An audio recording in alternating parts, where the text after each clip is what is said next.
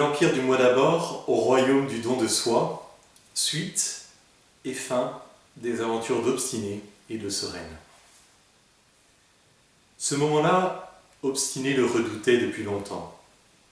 Il avait passé des nuits blanches à songer à ce qu'il dirait à la reine. Jamais, cependant, il n'aurait songé qu'il allait devoir parler devant tout le monde. Il ferma les yeux un instant et demanda à Dieu de l'aider. « Nous t'écoutons, Obstiné !» répéta Présomption. « Parle, mon enfant !» murmura sa mère.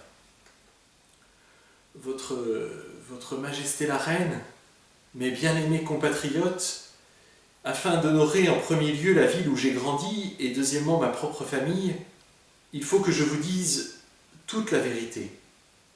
Je ne sais pas dans quelles circonstances la puissance du grand moi peut aider. Cependant, afin de trouver Moiville, afin de trouver Toiville, et surtout afin de pouvoir y rentrer, il faut non seulement faire diminuer son moi, mais encore, il faut l'anéantir. » Horrifié, Présomption se mit debout d'un bond. « Quelle insanité profères-tu là, Obstiné ?»« Mais je ne dis que la vérité. Tu as foulé aux pieds ton moi afin d'entrer dans Toiville ?»« Absolument.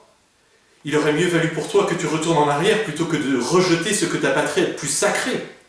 Mais je voulais mener ma mission jusqu'au bout. » Les gens étaient pétrifiés. La reine, debout, s'efforçait de contenir sa colère. « Y as-tu pensé tout seul ou quelqu'un te l'a-t-il conseillé ?» Tant que je marchais en mettant mon moi en avant, le chemin devenait de plus en plus impraticable. Il y avait qu'embûches et difficultés et je n'avançais pas du tout. Alors j'ai rencontré un ancien et il m'a dit que pour aller à Toiville, il fallait que je rende mon moi plus petit en ayant constamment de bonnes pensées. Et tu as préféré les élucubrations d'un vieillard fou à mes propres conseils ? Mais je voulais essayer ses conseils à lui pour voir s'il m'était utile, puisque, avec les vôtres, je n'arrivais à aucun résultat. La foule qui l'avait d'abord acclamé se mit à présent à le huer. « Honte à lui! Honte à lui! Il a déshonoré Moiville! Il a outragé notre reine !» Présomption, rouge de colère, s'avança et lui arracha la médaille dorée de la poitrine. « Tu es indigne de la porter !»« Indigne! Indigne !» scanda la foule comme un seul homme. Sa mère s'était évanouie. Ses frères arrivaient avec peine à retenir leur père, qui était prêt à lui sauter dessus. Jamais un tel trouble n'était survenu à Moiville. En dépit de tout ce tumulte, Obstiné resta calme et impassible. Dès que la reine lui enleva la médaille, il ressentit un immense soulagement, comme si un grand poids lui était enlevé des épaules.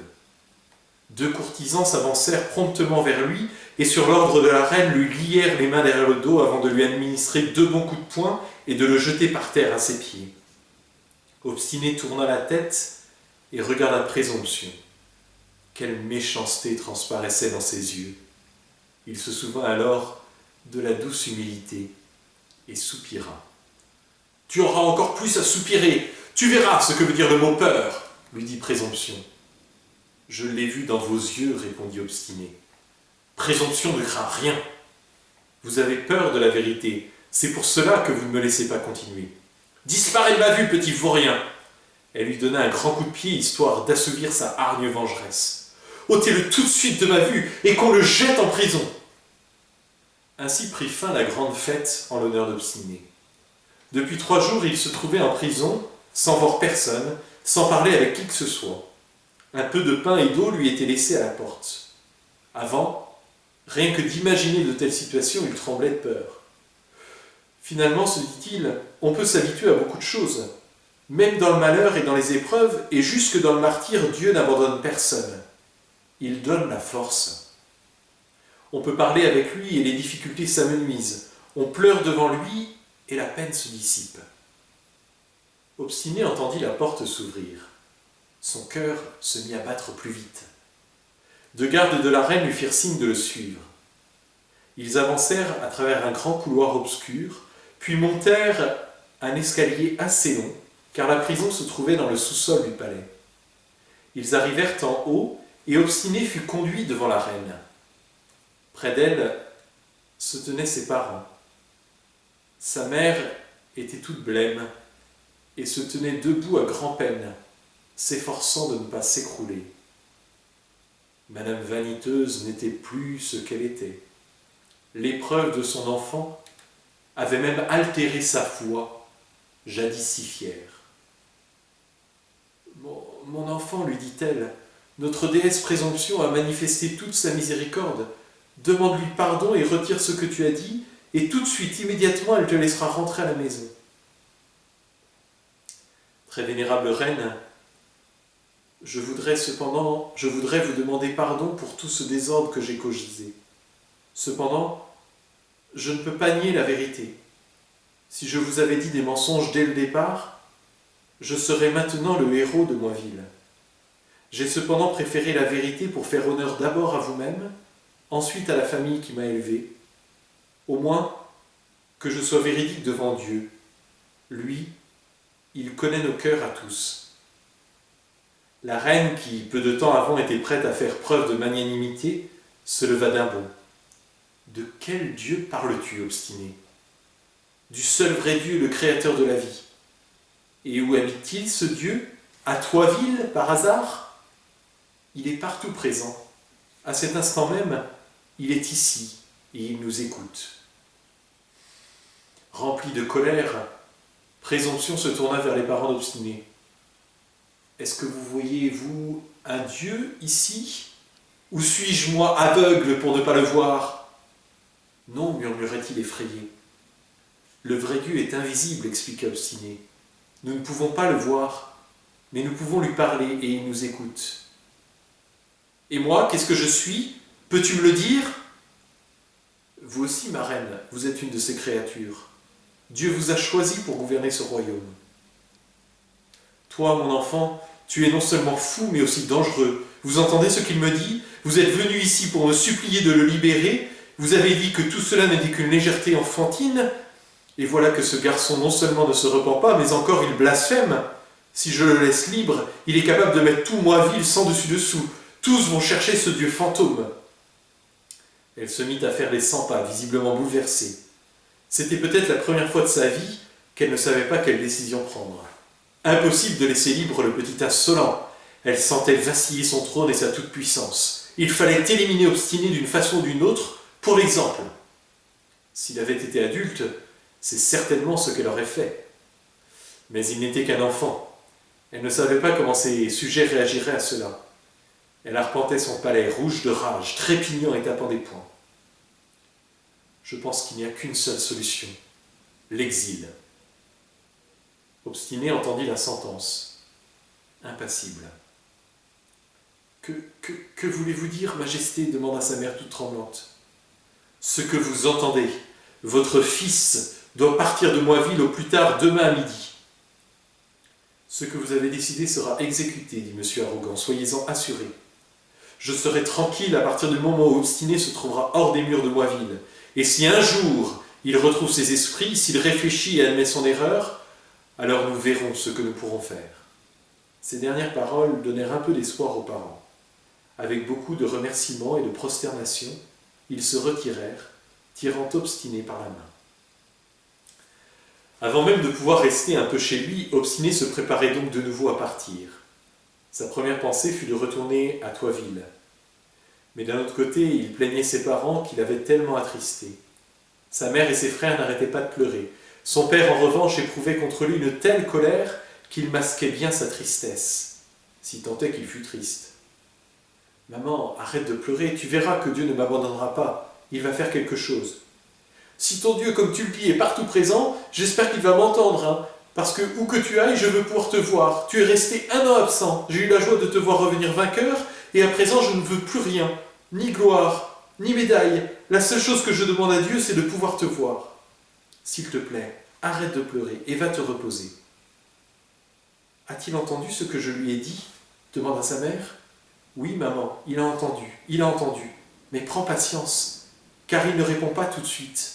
Je crois que d'ici demain matin, il va nous trouver une solution. »« Nous aussi, on veut te voir, dit sa sœur. Est-ce qu'il nous entend ? » ?»« Il nous entend tous et voit tout. J'ai une telle confiance en lui, que je vais me coucher le premier. » Le jour se leva. Obstiné s'appuya contre les remparts et embrassa du regard la cité qu'il allait devoir quitter sous peu. En vérité, Depuis qu'il avait connu Toiville, rien ne le retenait plus ici. Il tourna son regard vers la colline en face pour jouir de la vue de l'Orient. Le soleil venait de lancer son premier rayon et toute la plaine s'illuminait. Il se souvient avec quelle joie, quelques jours plus tôt, il avait descendu la colline en revenant de Toiville. De loin, il s'efforçait de repérer par où il était descendu. Soudain, il se souvint. Oui, il se souvint qu'au pied de la colline, il s'était arrêté pour boire de l'eau.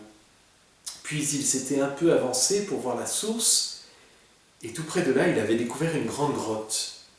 Au moment où il s'était penché pour regarder à l'intérieur, deux grands oiseaux étaient sortis qui lui avaient fait peur avec leur envol inattendu et il était tombé en arrière.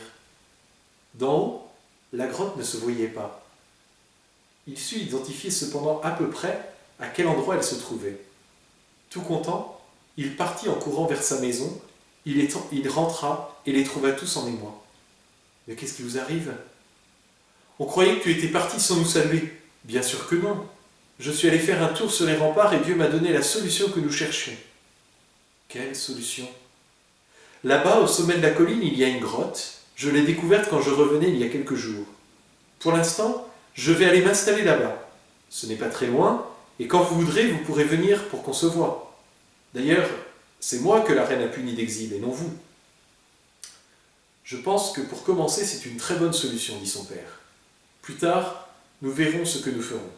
J'espère que tu te comporteras bien et que la reine reviendra vite sur sa décision. Orgueilleux craignait que Présomption ne soit contrariée de ce qu'Obstiné se soit installé à proximité. Elle a insisté seulement pour qu'il soit en dehors des murs de Moiville. Elle n'a pas fixé de distance, dit Vantarde. Et ainsi nous pourrons aller tous ensemble aider Obstiné à s'installer, dit sa mère toute gaillardie. Monsieur Arrogant n'était pas d'accord. Il pensait que l'exil devait être exemplaire. Il y avait eu bien assez de troubles à cause de son fils. Obstiné lui demanda pardon pour la tristesse qu'il leur avait causée, mais le père ne se laissa pas attendrir. « Vous, si vous voulez, allez-y. Moi, il n'est pas question que je m'y rende. » Ainsi Obstiné, accompagné de sa mère et ses frères, se mit en route vers sa nouvelle maison. Le soir même, la grotte était méconnaissable. Les femmes avaient tout nettoyé à l'intérieur et les garçons avaient coupé toutes les ronces des abords. Ils avaient confectionné une porte provisoire qui disposait d'une large ouverture au-dessus pour que les deux grands corbeaux puissent entrer et sortir librement, car les corbeaux avaient fait leur nid dans les voûtes de la grotte et pour rien au monde Obstiné ne voulait les chasser. Au début, sa mère grogna un peu, mais voyant son insistance, elle céda. « C'est moi qui suis venu chez eux, ce n'est pas eux qui sont venus chez moi, dit Obstiné. Est-ce qu'on leur a demandé s'ils m'acceptaient ? On a perturbé leur paix, et cela suffit. En outre, ils me tiendront compagnie. »« De quoi vas-tu discuter avec eux ? demanda sa sœur. »« De tout. Je leur dirai tous mes secrets, et je dormirai tranquille, car personne ne les apprendra. »« Je n'en reviens pas que tu arrives encore à plaisanter.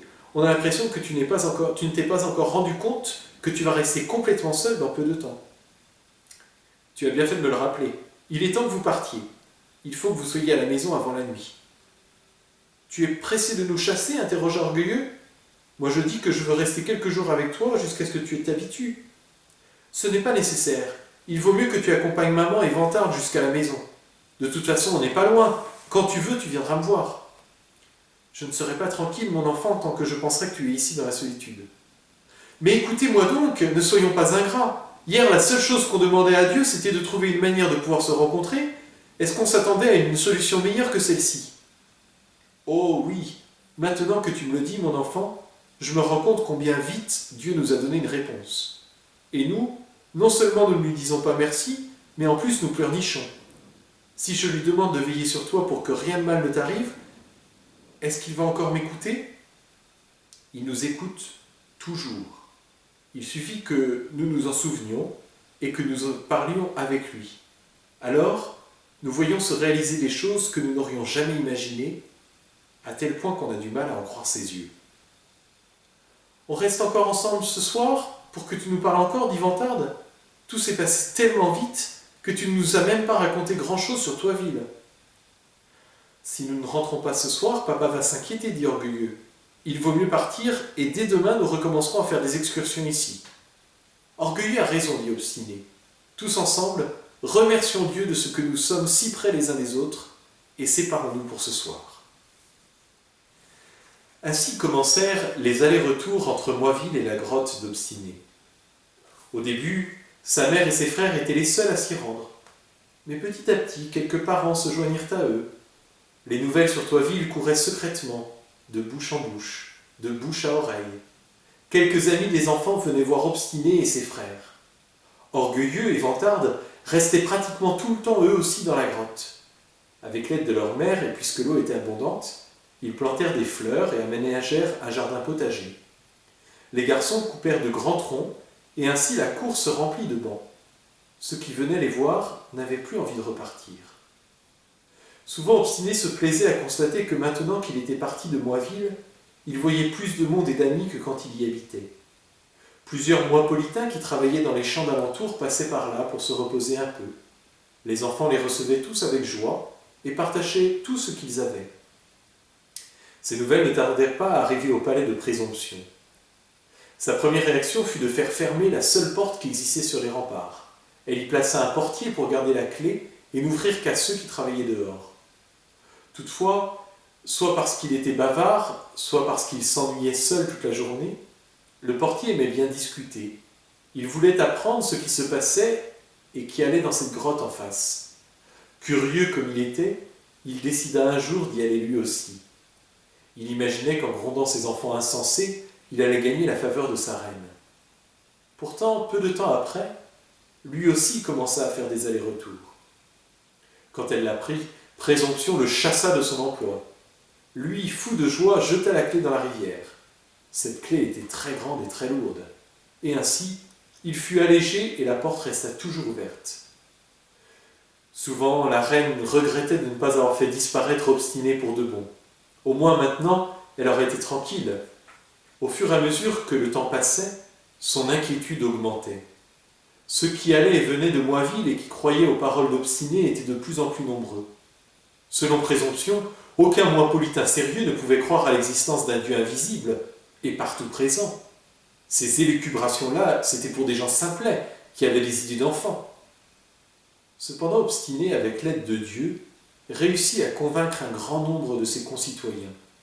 Il leur disait que ceux qui ont de la simplicité et de la bonne volonté peuvent rapetisser leur moi, aller à Thoisville et trouver la foi. Le temps passa. Plusieurs personnes incitaient Obstiné à partir de là pour aller tous ensemble s'établir à Thoisville. Cependant, lui, il n'avait pas l'air pressé, comme s'il s'attendait à quelque chose. Sa mère et ses frères étaient les premiers à vouloir partir.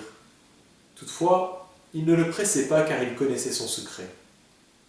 Obstiné voulait voir son père, ne fût-ce qu'une seule fois, et parler avec lui. Ce dernier ne pouvait, pour sa part, aller à Moiville. Et depuis que son fils était parti, Monsieur Arrogant ne lui avait pas rendu une seule visite. Obstiné demandait à Dieu de lui montrer ce qu'il fallait faire, et il attendait. Ce jour-là, il se réveilla très tôt, aux aurores, comme il avait l'habitude d'ailleurs, depuis son séjour à Thoisville. Il monta sur une petite colline et s'y assit, jusqu'à ce que le soleil se lève. Souvent, il ressentait la solitude, comme si elle était sa meilleure amie. Un peu plus loin, dans une fente du rocher, ses deux amis ailés avaient fait leur nouveau nid. Depuis que les gens avaient pris l'habitude de se rassembler, ils avaient quitté la grotte, cherchant refuge ailleurs. De là, Obstiné méditait souvent sur Moiville avec ses grands murs et le palais de cristaux de glace de Présomption. Ainsi sont le cœur des hommes qui ne connaissent pas Dieu, se dit-il. Comme des cristaux de glace. Il n'y a que la chaleur de son amour qui peut faire fondre cette glace. Obstiné avait sincèrement de la peine pour les gens de Moiville. Il avait aussi de la peine pour ceux qui étaient partis, ne supportant plus les persécutions de Présomption et de ses gens. Il les voyait dormir par-ci par-là, les uns sous les arbres, d'autres dans des cavités du rocher. Ceux qui avaient des enfants s'étaient fait des abris provisoires. Il n'était plus question de laisser tous ces gens dans la difficulté en attendant le départ. Au-dedans de lui, quelque chose lui disait qu'il fallait partir. Oui, le moment était venu. La nouvelle que le départ serait dans 3 jours courut comme une étincelle sur une traînée de poudre. Ceux qui allaient partir firent leurs bagages, tout heureux. Présomption encore plus heureuse préparait une grande fête, car elle allait enfin se débarrasser d'Obstiné et de sa bande. La dernière nuit, plusieurs moipolitains arrivèrent encore avec un petit baluchon dans les mains. C'étaient ceux qui s'étaient décidés à la dernière minute. Le moment du départ arriva. Obstiné et ses frères retardaient encore ce moment. Ils regardaient leur mère, très inquiète, qui fixait anxieusement le sentier et les derniers arrivaient. « Tu crois qu'il va venir, maman » lui demandait-il. « Je ne pense pas, il est très têtu. J'ai tellement essayé de le faire changer d'avis. Mais il ne cède pas. Je pense qu'il ne faut pas tarder davantage. Allons-y. » Le plus ancien en âge donna le signal du départ. Devant et derrière les hommes, et au milieu les femmes et les enfants. Madame Vanité se retourna une dernière fois vers le sentier. « Arrêtez » cria-t-elle essoufflée. « Il arrive ! Il arrive !»« Ils sont 2 » s'écria quelqu'un. Les enfants regardaient, et ils n'en croyaient pas leurs yeux. « Papa ! Papa ! Et le papy obstiné ! Ça alors, c'est incroyable !» Ce dernier leva sa canne de loin pour les saluer. Emplis de vraie joie, ils coururent vers eux et tombèrent dans les bras les uns des autres. Obstiné resta un long moment dans les bras de son père.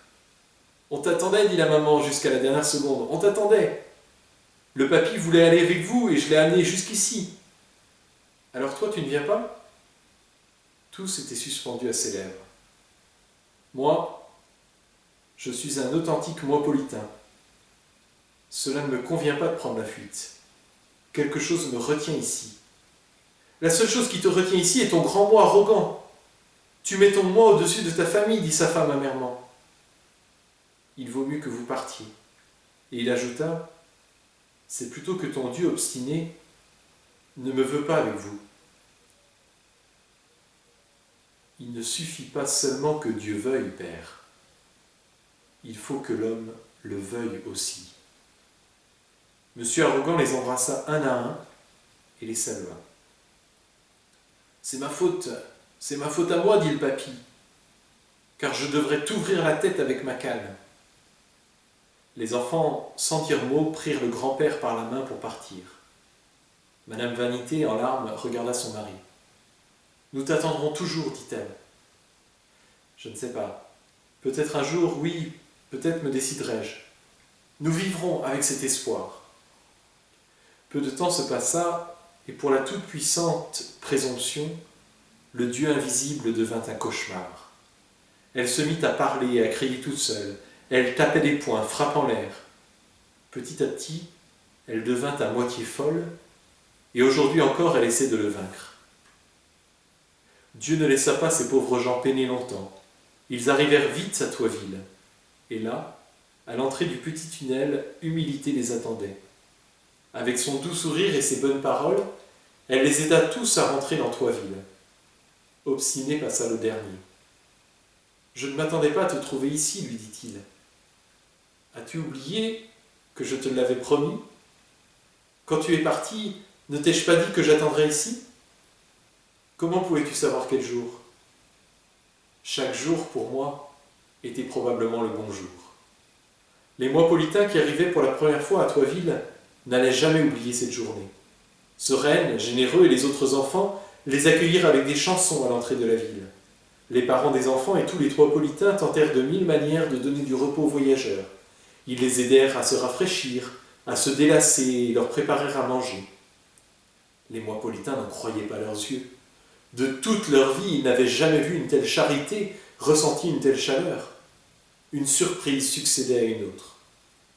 Les Thoispolitains avaient également bâti de nouvelles maisons, et avant que la nuit ne tombe, tout le monde était installé. À mesure que les journées passaient, les moipolitains ressentaient de plus en plus la flamme de l'amour, ce qui aida à faire tomber les écailles de leurs yeux. Leur vie fut alors remplie de lumière, et ceux qui réussirent à se libérer de leur grand moi purent ressentir la joie de la vie dans laquelle règne le toit. Le temps passait. Tous ces gens trouvèrent le repos de l'âme et s'habituèrent vite à leur nouvelle patrie.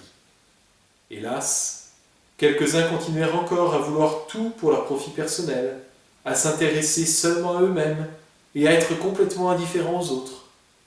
C'étaient ceux qui n'avaient pas pu chasser du fond de leur cœur leur moi et à mettre à sa place le toi. C'est pourquoi la paix et la bonté leur devinrent petit à petit lourdes et monotones.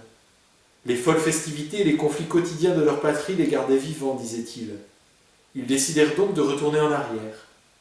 Mais ceux qui avaient vécu ne serait-ce qu'un peu à Thoisville, ne pouvaient plus vivre continuellement à Moisville.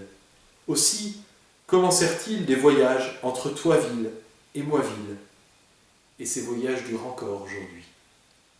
Ces pauvres gens sont les plus malheureux du monde, car ils ne trouvent le repos nulle part.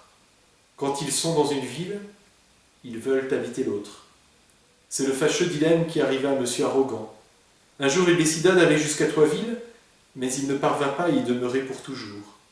Et ainsi, il devint l'un de ces nombreux pauvres errants.